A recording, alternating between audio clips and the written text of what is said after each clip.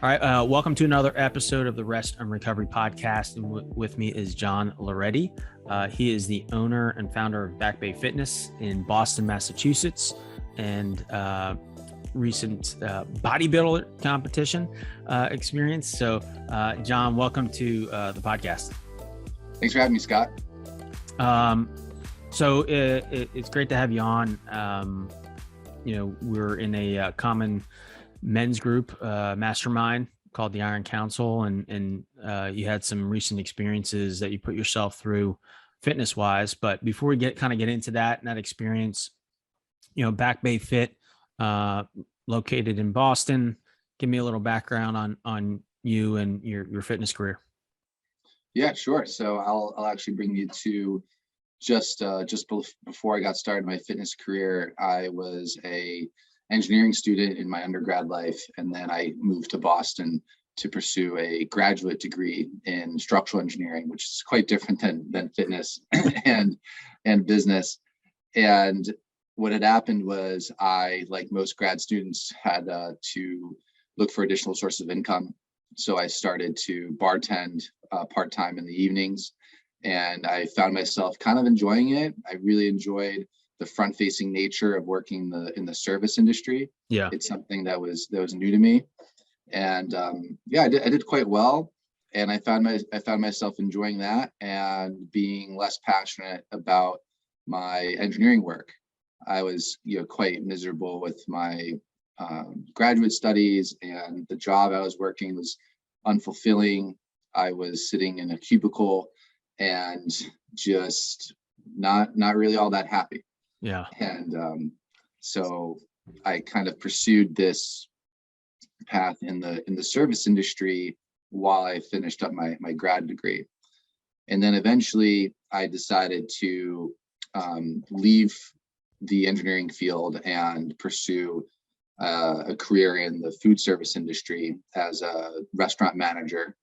And without going too deep into the weeds, there was the Boston Marathon bombing here in was it 2013 or 2014? I can't remember, but it kind of changed the trajectory of everything, because I was there at the site of the second bomb, and I was managing that restaurant. Oh, wow. And yeah, so of course it was horrific, and we could have a whole nother hour conversation on just that experience. But yeah, the important part about that was that evening I was actually supposed to move to New York, and I was going to open up a new restaurant there and run and manage that restaurant. So in this whole tragic experience for me, it kind of was a giant epiphany where I had to kind of explore, is this the right path that I should be going down? Because I was having second thoughts to begin with, and then literally, boom, and you're sat there, and I had to help coach a lot of people through their traumatic experience, deal with my traumatic experience, and then just have this big life, reflection at that point, and decide, do I really want to do this? So while I was processing all of that, it took a number of months to get the restaurant back together. And then while I was back in that building, I just felt very uncomfortable. Obviously, there was a lot of trauma of, experiencing what had happened there. And then decided to go work for a different restaurant group, which I'm forever thankful for, because I met my lovely wife there. So all these things happen for a reason. Yeah, absolutely. And I also, at that time, one of my neighbors in my building said to me, he's like, "Hey, you should go and learn how to be a trainer." And I was like, "A trainer for what?" Like, what do you mean? Because the concept of somebody making a decent wage in fitness was not something that I was familiar with, because my neighbor lived, in a nicer apartment than me, and he clearly was doing well for himself. He seemed to work a flexible schedule, and I never really asked him what he did until he told me that he was a personal trainer, and then he charged, a lot of money an hour, and he had all these great clients, and he absolutely loved his job. And he knew that I was a college athlete, and he knew that I was always passionate about fitness because I was always going out and working out before my restaurant shifts. And because, I guess to go back, I've always been into fitness. I always did sports. I ran track in college and played football and was sprinter an athlete my whole life. Yeah, sprinter. Sprinter. Lazy. I was on the other end of the spectrum. I was the endurance guy. Oh, cool. Awesome. So in high school did the 3 sports, and then went to college, and had a pretty good experience, and then discovered weightlifting when I got hurt from running, because I was actually like typically very skinny. I was like 150 pounds, and it wasn't until college and after that I actually started to lift weights. So my neighbor got me into the idea of going back to school, more school, and then learning how to be a personal trainer. So I was doing that while I was managing a restaurant here in Boston on Newbury Street. And that's where I met my lovely wife. And then I eventually finished up school and started, dabbling in personal training. As Ryan likes to say, what is it? No, is it novice, professional, or what does he say? I know amateur versus professional, but there's there's an indication of novice there. I forget exactly what he says. So basically, I was partially bought in. I was a moderately successful amateur. I had just a couple of clients. I was making a few extra bucks, but I was by and large working full time in my restaurant job. And then I met my wife, and I was managing and she was a subordinate, and obviously that's frowned upon by anywhere. Ownership. Yeah. So you know what happened next. I got fired. The only job I've ever been fired from, and it was the best thing that ever happened to me, because we forced your hand. What's that? It kind of forced your hand. Yeah, forced my hand. It was the push that I needed. And we talk about courage and taking that step. And who knows, I may have never taken that step, and I may never had the courage, because up until that point, I was a pretty timid guy. I lacked a lot of confidence. And that was the push that I needed, because I literally didn't have a job. I had no way to make money other than personal training. I wound up going back to bartending just a couple nights a week, just to make sure I was able to support myself. I had this new girlfriend who I was infatuated with, and I needed to make sure that she didn't think I was a bum. Yeah. So I was bartending a little bit, and then every day I just hustled, and that's how I started my career. I appreciate you sharing all of that, especially the major event of the Boston bombing, and that kind of, you hate to look at certain things, but like that, but those types of catalysts are the things that really drive the change. That we can easily get caught in that comfort zone in certain things, and it's unfortunate. It changed my life. Yeah, I'm sure it completely transformed and pivoted it to where you are now, really. Yeah. And I think it just speaks to the perseverance too. And I don't know what your mental state was at the time, in the sense of there's all these roadmaps that are forecasted on us in culture and society of this is, you're supposed to follow this gate process. Yes. And if you don't, you're somehow less than, and part of the process you described to me is the figuring out process, is the messing with the Rubik's Cube of life, and then figuring out, and then eventually you just keep going and don't stop. Yeah. And that's been my theme. It's just, a little twist here. I like the Rubik's Cube analogy a lot now that you said that, because I didn't exactly, get it right out of the gate with the fitness thing. I was training some clients, here and there. I did my first, bodybuilding competition a year into my career. I did, men's physique within the NPC, and I was actually moderately successful at that. It took a few tries, but I thought I wanted to be. This is like the birth of Instagram, right? So this was at an interesting time, 2014, 2015, where there was there was a somewhat of an opportunity there. It seemed like, oh, this Instagram thing could take off. Where I was like, well, do I want to be a competitive fitness model person? Do I want this? Do I want that? So it took a little bit of figuring out.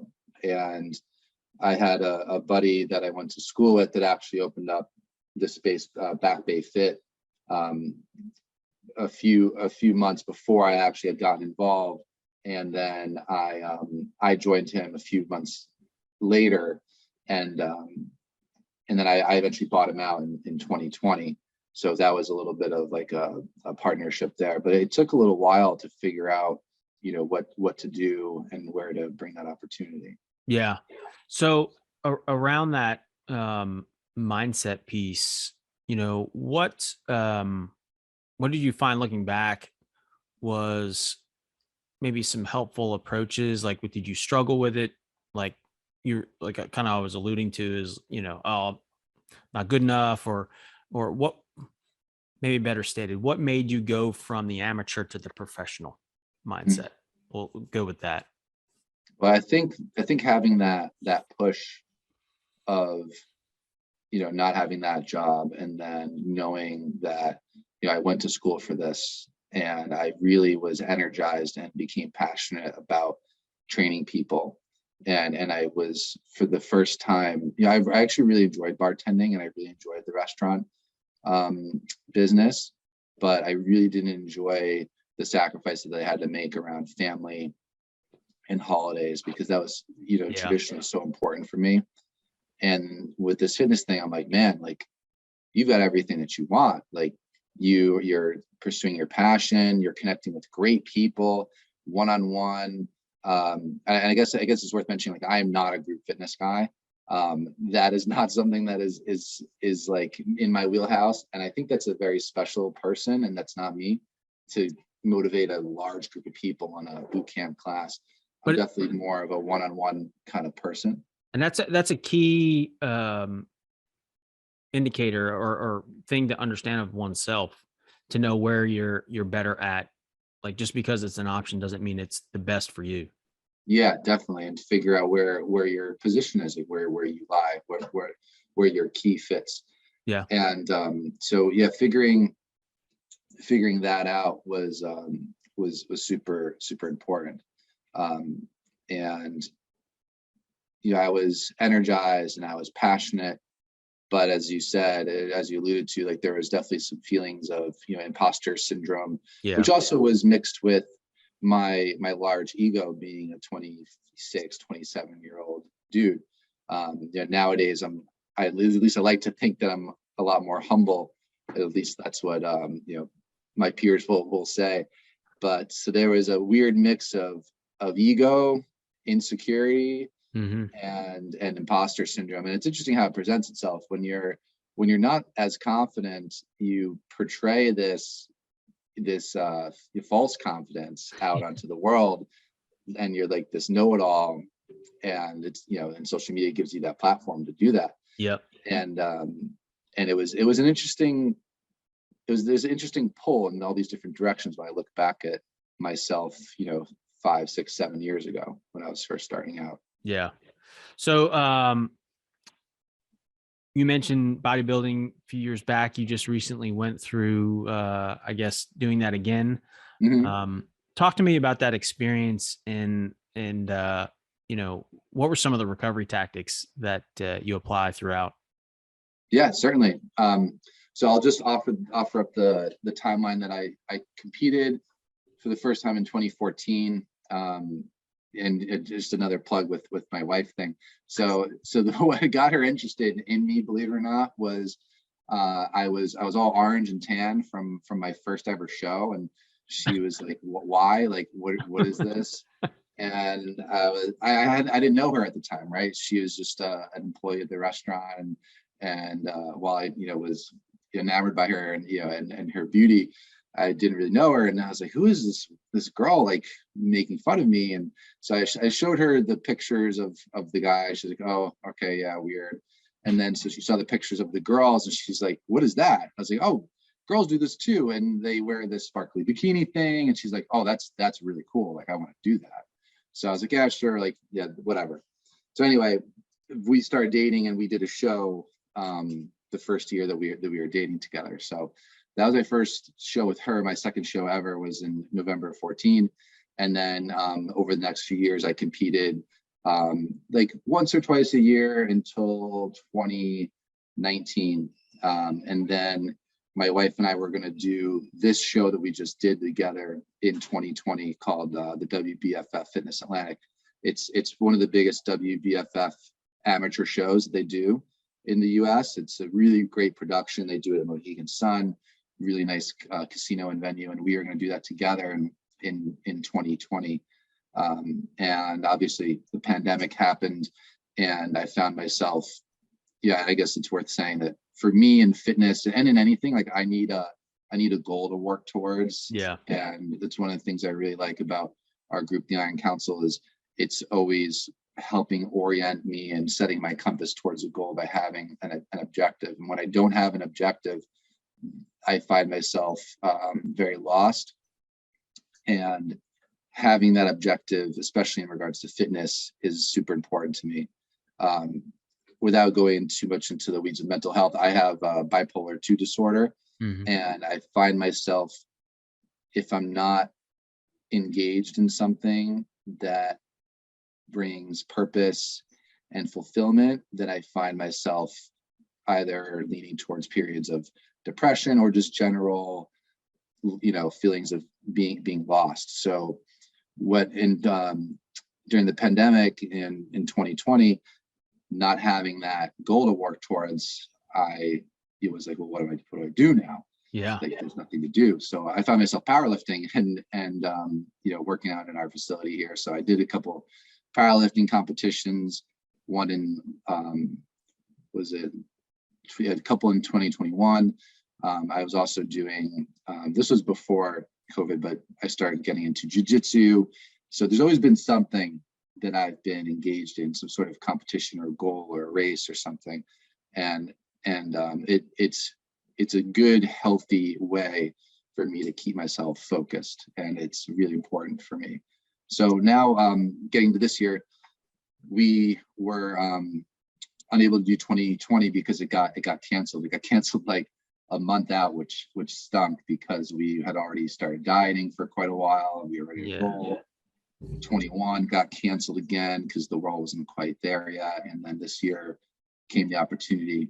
And I had the privilege of getting ready with my wife. We prepped together. It was really nice.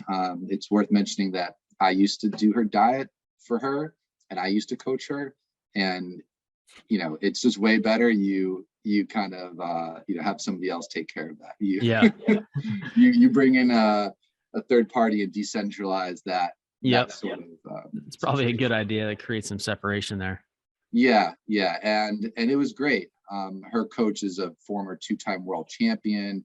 She's wonderful. And it's funny, by stepping back, I was actually able to step in because I just stepped back and kept my mouth shut. And when I was called upon for advice, that advice was better heard from not only my wife, but also her coach, which I found it's something that's really, really subtle, but it's actually really, really interesting and important. Sometimes like if you're injecting yourself too much, the things that you actually want to be heard aren't heard.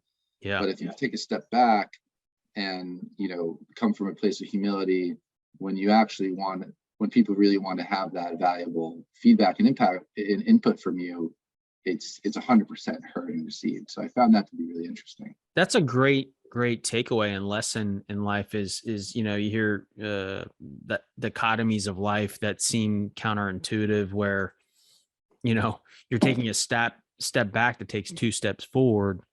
And to your point, you're not kind of like probably reduces some level of not anxiety, but something along those lines where you're trying to help the person and it's like it's just not being received well, and then that creates frustration for everybody. Yeah, totally. So that was a really interesting takeaway. So getting to the actual competition itself, so I am of the camp of I'll diet a little bit more aggressively than I probably should in a shorter period of time. So I'll do it over the course of 8 weeks. And most people do it over like 12 to 16 weeks of dieting. It's also worth mentioning that I don't know if you can see, but I have a DEXA scan behind Okay. behind DEXA. me. Yeah. So before I started my cut, I was already at like 10.8% on the DEXA, which is quite lean. And you know, I didn't feel like I needed the full 16 weeks to diet. I also do metabolic testing here at my facility, so you know, I knew what my RMR was. I knew what my activity level is, because I'm like a crazy device guy. I've got my Whoop, and do you wear a Whoop? No, I use BioStrap, Oura? and then I have Okay. Garmin Oh, for cool. activity. Right. Nice. How do you like the Garmin? I like it I've always loved Garmin. I've had it for years as a runner. I'm not sure on the activity. It's great. I don't use it for sleep. Okay. I see a big difference in between that and the BioStrap and the numbers that it's not like a 1 or 2 point off. It's like 5 or 6. Quite different. Yeah. Okay. So I'm like, I don't know which to trust. So I like the numbers on the other one. So yeah. Cool. Yeah. So I've got, you know, my DEXA, I've got the metabolic data, and my Whoop is actually calibrated with the metabolic testing that we do. Do you have a device, or is it just what do you use for metabolic? I use Pnoe, Okay. Pnoe. Yeah. It's I think I have it right here. I'm loosely aware of that device, and my friend just got one. He's got a fitness recovery zone called RXR3, and you know, all the modalities, but he's got that there, and I've never used it. It's cool. Yet. It's actually the device itself is this box, and it attaches to a backpack and a airflow sensor, and it does RMR, and it does VO2 and active tests. So they have the ability to take that data and communicate with Whoop, and kind of map your biometrics onto the hardware of Whoop. So when my heart rate goes from resting, you know, from 50 all the way up to 180, 185, or whatever my max heart rate got up to during my active test, it knows how my metabolism is behaving, because it has all my resting data and it has all of my active data, and all of that data is then mirrored to my Whoop. So when I look at my Whoop data, I have, you know, pretty accurate calorie burn, which we'll get into whenever you want to get into it. For the recovery side of things, was really, really interesting. Yeah. I'd love to dig into that. I mean, we can dig into, you had other points you wanted to add, but we can. No, I think that's a good place to kind of transition to that. You know, I started dieting, you know, 8 weeks out, didn't really get into it like until 6 weeks out, and I started my my cut at 2,900 calories. Normally, I'm eating somewhere between like 3,500 and 4,000, depending upon if I'm maintaining or if I'm, you know, trying to put on a little bit of muscle mass. So at 2,900 calories, I lost a few pounds, you know, initially. And then if you look at my Whoop data, which again, as I said, is synchronized with the metabolic test data, I was averaging around 35 to 3,600, and I'm just going to revert back, of calories burned in the initial phase of my dieting, which is very relevant, because that number, as you can imagine, went down the more and more I dieted. So yeah, I'm looking back here, the average number of calories I was burning at the beginning of my cut was 3,500 a day, and that was lifting 4 days a week and doing jiujitsu twice a week. Okay. A little bit of like other active recovery type stuff, but that was most of the activity. Okay. So as time went on, I would if I didn't lose 2 pounds at the end of the week, I would drop my calories. So I forget exactly what it was, but a few weeks later, I dropped down to 2,700 calories. And I mostly was cutting, I left protein high and I cut mostly carbs and then just a little bit of fat. I like to keep fat, for me, at least 75 grams, and then just kind of mess with the carbs a little bit. And then so after that, I went down to 2,500. And what I noticed was, as I'm looking at my data over here, every week, my calorie burn went down 200 calories per day. And that was actually with increased activity level. So I was now at this point doing 3 low intensity steady state exercise sessions at 30 minutes or 90 minutes a week of additional cardiovascular activity at 135 heart rate. Okay. To stay in my fat burning zone. And my overall burn was going down. So there was some very real metabolic adaptation going on there from the metabolic standpoint, right? Yeah. That is really, really interesting to see that trend analysis like that. Yeah. So my NEAT was going down. So my body was finding ways to lower heart rate, lower activity. And, I'm like very aware. I'm a super aware person. I found myself sitting more and not being as active, and and your energy is a little bit lower. And at this time, I'm talking like 3-4 weeks out, where I'm not completely miserable yet, but my body was still finding interesting ways to kind of lower its activity level to preserve mass, right? Because I was decreasing fat mass.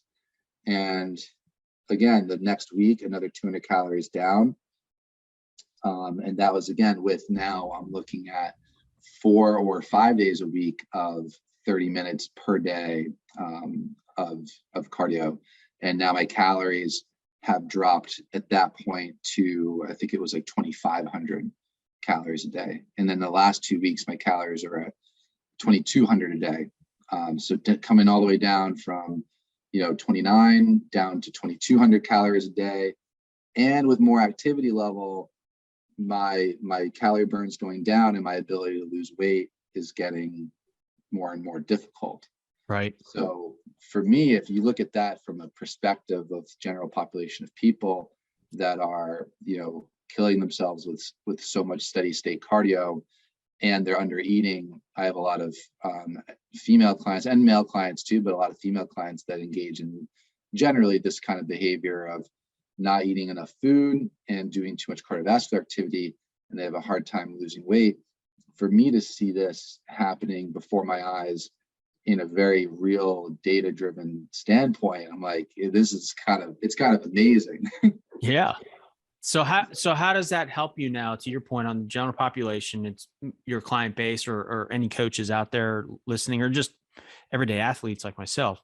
What was a key takeaway then to apply as a coach and fitness professional?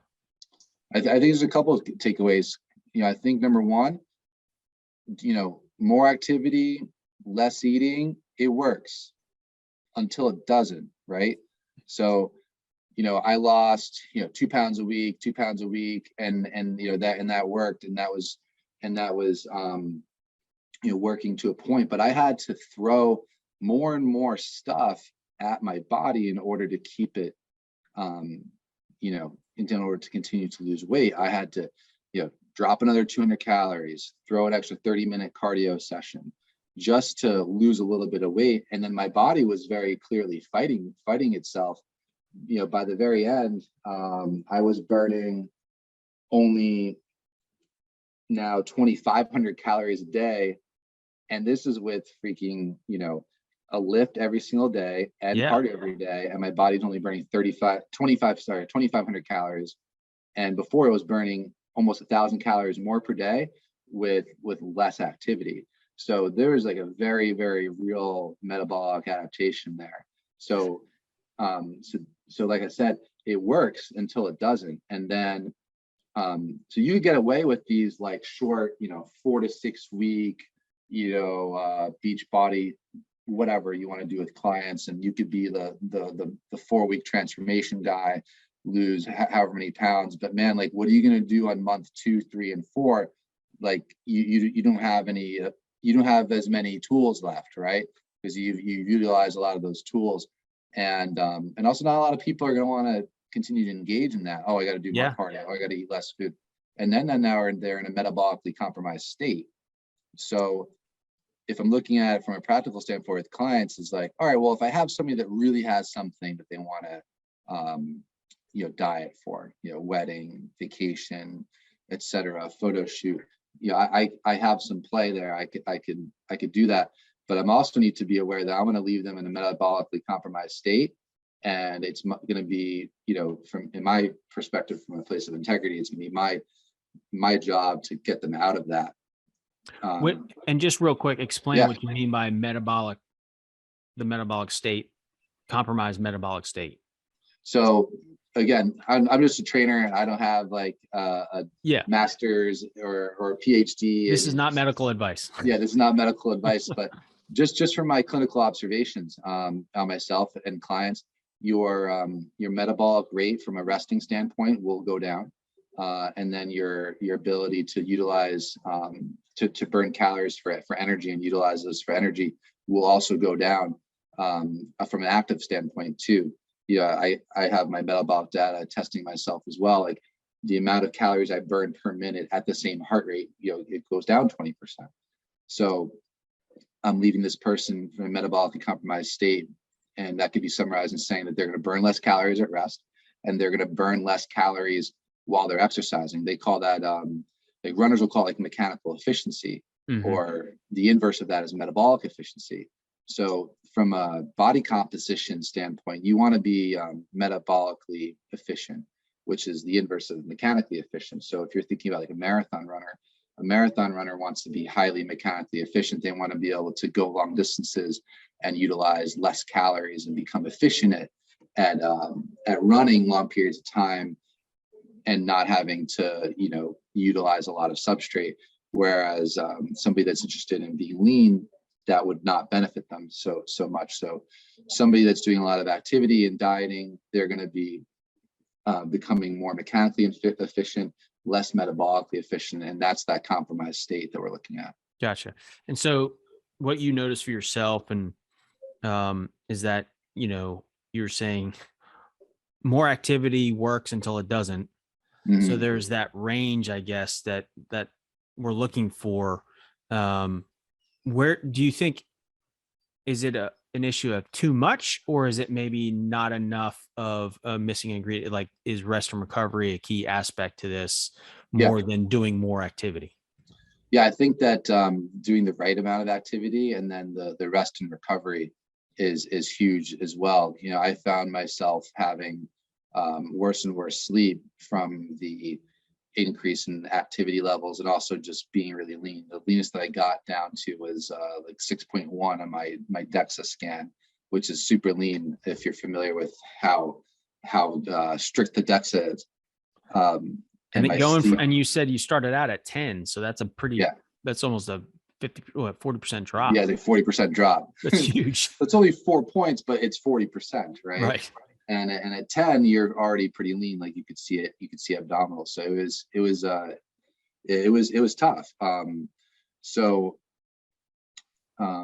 what was I saying? I lost my train of thought. So I was asking about, what integrating rest and recovery is part of the integration. Balance. Yes, of course. Yeah. So, the right amount of activity. So we're seeing people not getting enough strength training in, typically if I'm looking at like general population type folks, and they're not. I have the diet as a part of rest and recovery. I think the diet is a huge part of that, and sleep. They're overactive, they're working out too much, and they're not taking the time to recover and rest. And admittedly, so for myself, I run a busy business, and if I was doing this as a full-time job and getting paid for it and not having to run, the business that we have here, I would have slept at least, 30% more than I was. My average sleep, in the last few months leading up to this I was only getting like 6 hours a night. That's like what I usually get.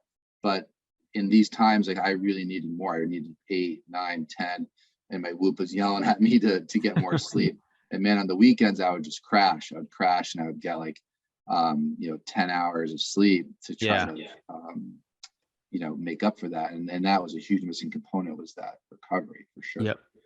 Yeah. And even that, like you need it, and, you try and catch up on that sleep debt or whatever, but at the same, there's different philosophies, but having that big swing though too, and even catching up on rest isn't exactly optimal over an extended period of time. Like going from like 6 hours to 10 hours and that messes you up too. Yeah. The rhythm is all off. Yeah. And it was not the most optimal way. And I definitely, should have done that a little bit better, but certain sacrifices have to be made with the business. So, and then on the recovery side of part of things, if we're talking about recovery in like the lens of metabolic adaptation that we're talking about before, is the weight loss happens, or rather increased activity and less food, it works until it doesn't, like you said.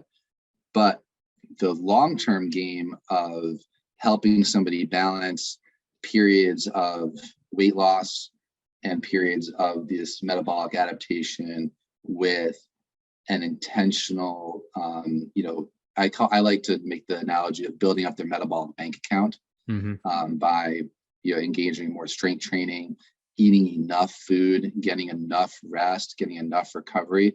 Now you've improved their resting metabolic rate and you've improved their active metabolic rate, so that when they do want to improve body composition, they're now able to diet on more calories than they were before. So for example, let's say a lady comes in and she's eating a certain number of calories, and maybe she's dieting on 1,500 right now, and I've got a month to get her ready for a wedding. She's probably going to be eating like, 15 is going to go to 14, going to go to 13, going to go to 1,200. And then now I've decreased her metabolic rate. So if she goes back to eating 2,000 calories a day, that 800 calorie different discrepancy is going to result in weight gain. So we talk about in the competition world of a reverse diet. So you reverse diet, you focus on recovery from that metabolic adaptation, you focus on pulling back the cardio, and then eventually this individual who had a maintenance of 2,000 calories before, hopefully now you've got them up to 22, 23, 24, maybe 2,500 calories a day, so that when they want to diet next time, now they're eating 2,000 calories. So you talk about that from a long-term relationship standpoint. That's what I like to do with my clients, because it's so much more sustainable. Yeah, that's a great point on keeping, for the everyday athlete, the general population, that longevity is what we're going after. Yeah. Not necessarily, we want to pursue things like, I still want to run, you did your event, but that's not your lifestyle. Because to your point earlier on, like, if that wasn't your full-time job as weightlifting, because you had all these other things, and you have to account for that load in your totality of life.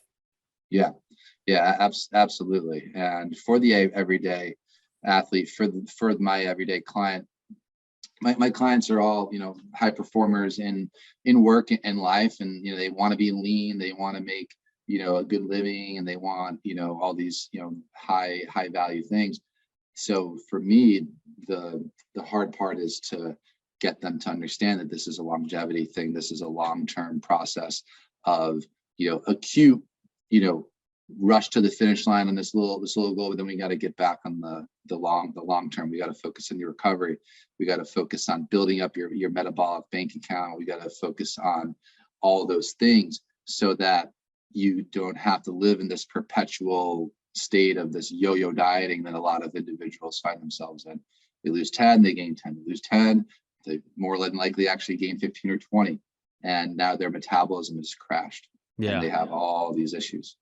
Yeah, and just throws your whole body into a complete swirl. Yeah. To get it back. Yeah.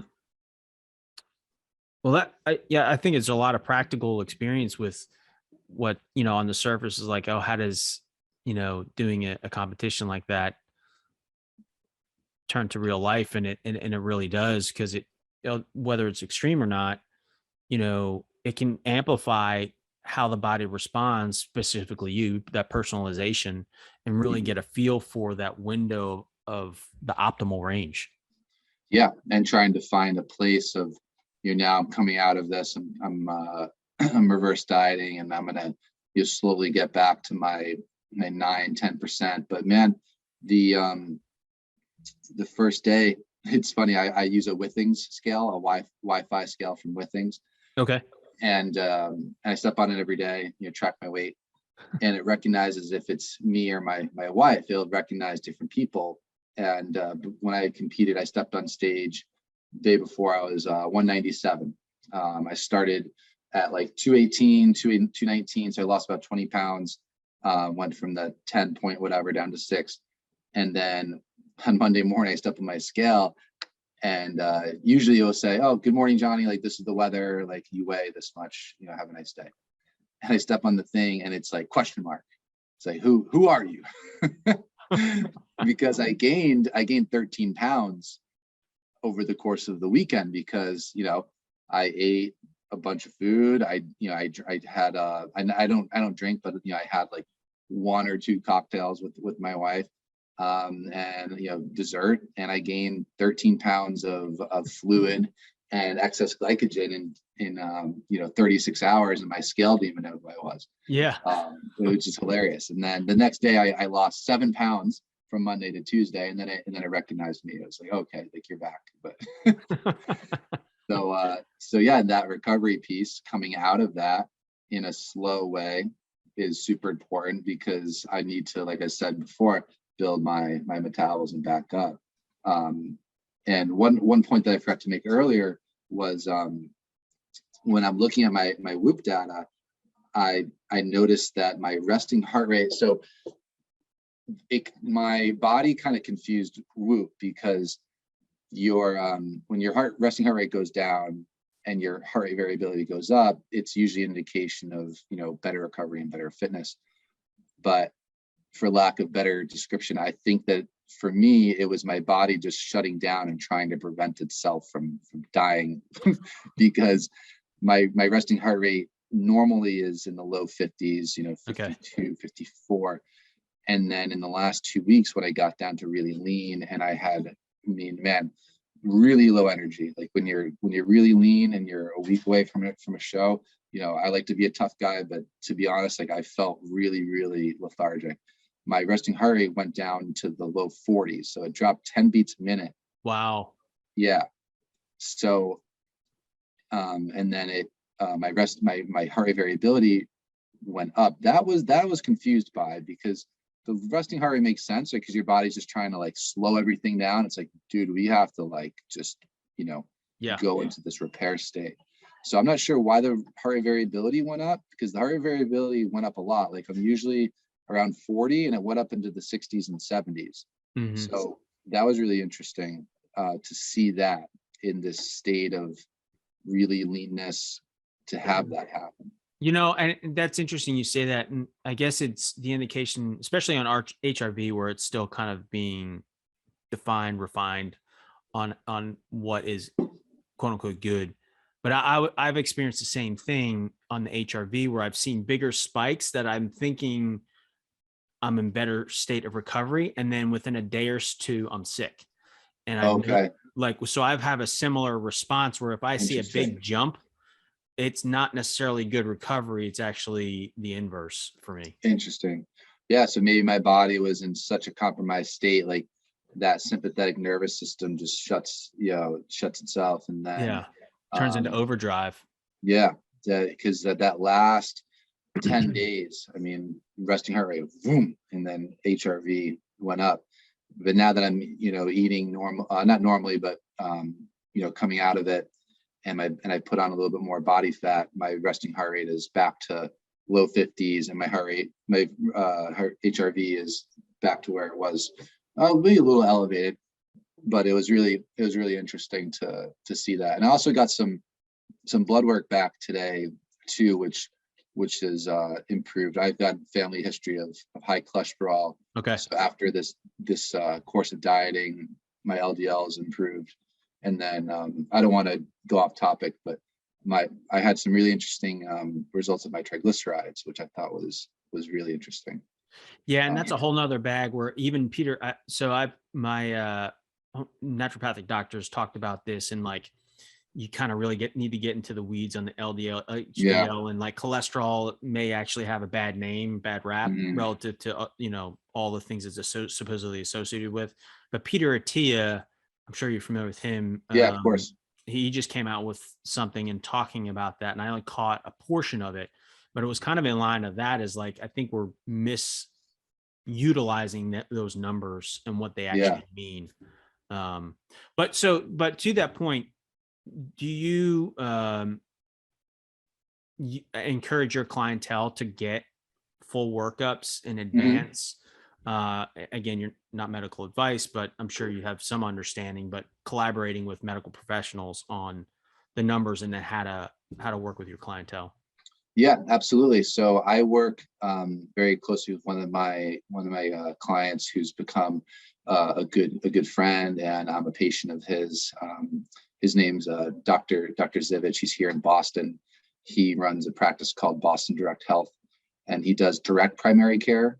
Are you familiar with that model? No. So essentially, he and I don't know if Steve will listen to this if I'm going to get this wrong, but he doesn't work with insurance companies. He has an out-of-pocket, basically a subscription service for his medical services. So no co-pays or anything like that. You have access to him and his team, for the better part of 24/7 within reason, and all of your visits are included. And with that, he also does a lot of deeper dives into his into blood work and stuff like that. So a lot of my clients are patients of Dr. Zivich's.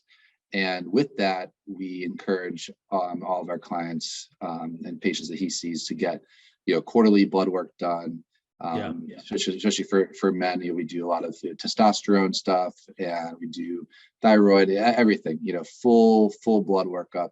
And Steve and I actually do a higher level degree of health coaching that we're going to go public with soon, that involves, quarterly blood work, quarterly DEXA scans, metabolic analysis, monitoring through Whoop or Oura Ring. Also, I wear a CGM, blood glucose monitor. What do you have? This is the Freestyle Libre 2. Yep. Yeah, I have that. The Libre 2 is cool because I think it's got like Bluetooth. It's got alarms on it. So it's a little, they build the Bluetooth, but it has alarms on it, which is cool. It'll like warn you of low and high events.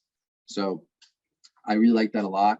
And so yeah, we do a full comprehensive coaching, and we monitor kind of everything. He does a lot of really great tests, and we really encourage clients to do it, before they're worrying about what different supplements they want to take. It's like, let's look at your levels of your vitamins, minerals, hormone levels, all of this stuff. Yeah. And let's really nail it down and narrow it in. Yeah, that's awesome. Great for you guys. And I think that's where we're just at the tip of the spear of those types of offerings because of the technology, and it seems like you're pretty mic'd up with the wearables and such. But and that really that personalization, because, it can help disassociate or get rid of some of the stigmas around, the fitness industry and supplementation. It's got bad raps and such, some of it for good reason, but the importance of it and how it can actually help, but also knowing that you don't want to just throw it shotgun approach and just grab, just because it's listed as a good thing doesn't mean it's good for you. Your magnesium might be just fine, so you don't need to go taking magnesium. And so that may actually make things worse. And so it's really important to kind of, I'm on board with that mindset. Not that you need my affirmation, but like totally doing the testing at least twice a year to see where you are. I'm in my mid 40s. I kind of need to do it on a more consistent basis. But even now, starting younger is a good idea.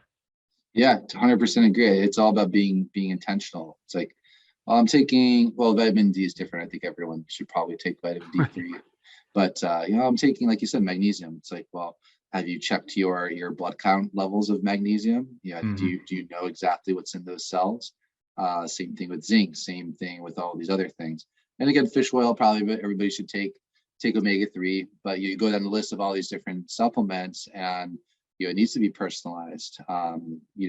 If somebody is having issues with sleep, you look at their cortisol levels, blood sugar and all that stuff.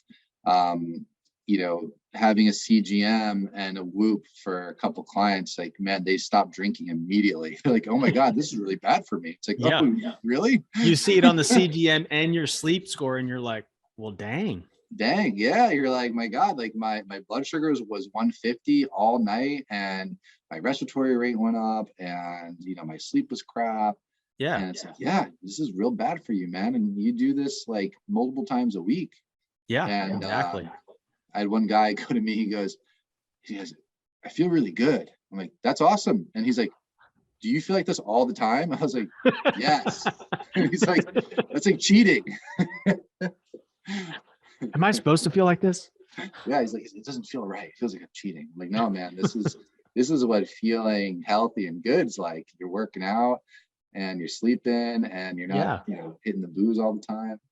Well, and I it undermines a great point, is like we get too comfortable with feeling like crap, thinking that's normal. Yeah, it's not normal. Because it's that slow boil, like the boiling frog metaphor, and that you just get used to it and you get comfortable in the water you're swimming in, and you don't realize that it's probably way too hot or too cold or whatever, overdo that metaphor. But the point is, really dig into this to see, because like we only get one of these lives. So why live it okay? Yeah. And that's, why I started this podcast in the first place, my own personal journey too, of like, I felt like crap and hit a bottom, and it's like, this is not how things are supposed to be done. Yeah, for sure. And it's worth mentioning the last point on the competition thing is, being really lean and competing is not optimal health. I felt pretty horrible in those last, 2 weeks. I felt my best, 4 weeks away, where I was eating really clean, and I didn't need to lose any weight, but I lost a few pounds of fat, but my diet was really, really tight. Yeah. And I felt really, really good. So like we said, it's finding that optimal balance and executing and doing what's personal for you and recovering and feeling really good and finding that state, within reason, because everything has its trade-offs. Sure. Absolutely. You need to be balanced, but finding that for each individual, like you said, is super important. Well, John, I appreciate your insight, your experience. And I'm ready to come to Boston and get some appointments in, but man. I like to close things out with a couple of personal questions, a bit of a hot seat. So what are you reading right now? Well, right now I'm actually reading High Conflict in our Iron Council group by Amanda Ripley.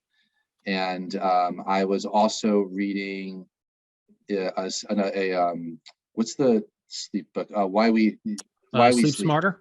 No, Sleep Starter. We just did we do that? Was that last month? Was that the beginning of it? Yeah, right there. Did that last month, and then as an adjunct to that, I picked up Why We Sleep. Yeah. I'm not sure if you're familiar with that. Matt Walker. Yes, Matt Walker. That is I'm reading that side by side with the Amanda Ripley High Conflict, which, by the way, that's a good book. I'm enjoying that. The Why We Sleep is a great book, and so Sleep Smarter I like because it was just enough science, but then it gave you a lot of practical. And then if you want to dig deeper, that Why We Sleep is great.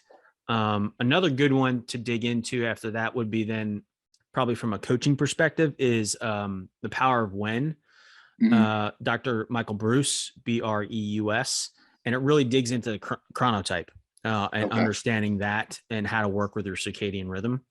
Cool. So that was a really good one too, and I thought very, very practical. Awesome. I'll definitely put that on the list. All right. So what are you listening to right now, whether it's music or podcast? Oh, so podcasts, I enjoy, this is going to be typical for you guys. Anybody that's been in the Iron Council, I like to listen to Jocko and Ryan, of course, Order of Man. But on the health side of things, I find myself listening to High Intensity Health with Mike Mutzel. Have you listened to him? No. Oh, so he's excellent. I like him a lot. I believe do you think he has a master's degree? I'm not sure exactly in what, but his content is great. I really, really enjoy his content. He turned me on to getting my triglycerides tested after like 3 days of no activity. And my triglycerides went from 200 last time to 45. And that was, and the only thing I changed was, I dieted a little bit, but I didn't exercise for 2 days before. I took 2 full days off. Wow. Before my blood work, and I need to do some more tinkering. That's a whole different conversation, but I really enjoy his stuff. And then Rhonda Patrick's Found My Fitness. I listen to her as well. She's excellent. I am a member of her paid group. She does something called the Aliquot, and that's really great content. She's got great stuff. Yeah, she's brilliant. I like her stuff. All right, last one. What's your go-to rest and recovery method? Go-to rest and recovery. Right now, I really enjoy using the sauna. If that would fall, that would fall into that category. Absolutely. I haven't found a lot of clinical connection with like my Whoop data yet to if it's improving things, just because I had all these other variables going on with the show. So I'll know more in the next few months, but I did get a sauna installed in my facility about 3 months ago, which is about the time when I started getting ready for the show. So okay, we'll know in a few more months exactly what's going on there. But man, I really, really love the sauna, and I really like the idea of shutting down my electronics late at night and just getting my brain calm and getting a really good night of sleep. Yeah, those things are most important. Yeah, great. I big fan of the sauna too. I got one. It's Therasage. It's a portable, cool. Red light and infrared, and really, really like that. It's my favorite thing. Infrared. Yeah. I'm gonna get in there later today. 30 minutes or so, and I have a traditional Swedish sauna, and man, it gets hot. It gets up to like 190 degrees, and it's awesome. I just love sitting in there. And it's great. I have APOE4 allele for Alzheimer's. So after reading a lot of those studies on sauna and heat exposure therapy, it's something that I've want to prioritize for my health, because there seems to be a big decrease of risk with the sauna use. So yeah, one of the key reasons for me as well, just for memory and all that. So. John, thanks again, man, for your insights, and really appreciate the conversation. It was awesome. Yeah, thanks a lot, Scott. And let's talk offline. We'll connect when you're in Boston. We'll meet up. If you want to get any scans or tests done, work out, we'll take care of you. Sounds good, man. Appreciate it. Thanks, brother. All right. See you.